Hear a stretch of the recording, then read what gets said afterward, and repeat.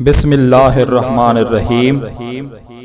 میں آج جن موضوعات پر گفتگو کرنے جا رہا ہوں ان میں پہلا ہے کہ حضرت آدم علیہ السلام کے حالات، دوسرا ہے فرشتوں کے اعتراض کی بنیاد، اور تیسرا ہے زمین پر جنات کا قبضہ۔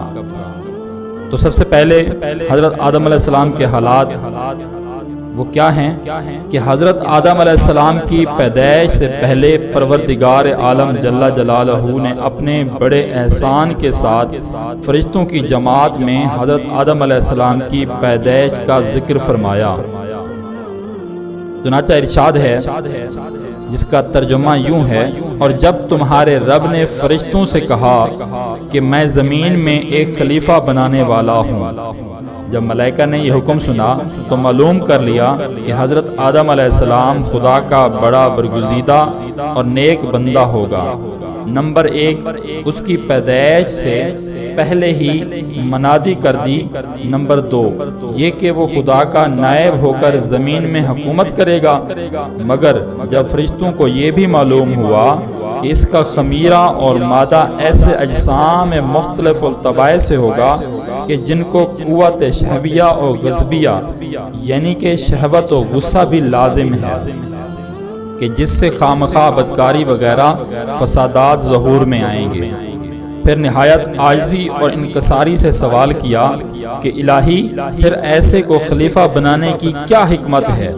رہی تیری تسبیح و تقدیس تو اس کے لیے ہم ملائکہ موجود ہیں جن میں قوت غضبیہ اور شہویہ کا مادہ ہی نہیں۔ پروردگار عالم نے فرمایا کہ جو کچھ مجھے معلوم ہے وہ تم کو معلوم نہیں۔ چنانچہ ارشاد ہے جس کا ترجمہ کچھ یوں ہے کہ آپ زمین میں ایسے لوگوں کو بساؤ گے جو اس میں فساد مچائیں گے اور خون بہائیں گے، اور ہم آپ کی حمد کرتے ہیں اور آپ کی پاکی بیان کرتے ہیں۔ اللہ نے کہا میں جانتا ہوں جو تم نہیں جانتے۔ دوسرا موضوع فرشتوں کے اعتراض کی بنیاد۔ خلیفہ کا یہ مطلب ہے کہ یکے بعد دیگرے تمام انبیاء کرام خلیفہ رہیں گے۔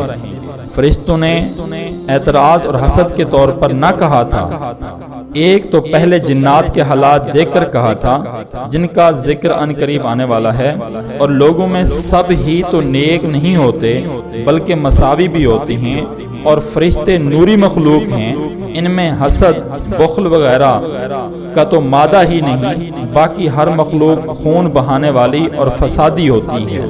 اس لیے فرشتوں نے اتعجل کہا تھا، لیکن پروردگار عالم جل جلالہ نے فرمایا کہ باوجود فسادوں کے بھی جو مسئلے آتے ہیں وہ میں ہی جانتا ہوں، تمہارا علم وہاں تک نہیں پہنچ سکتا۔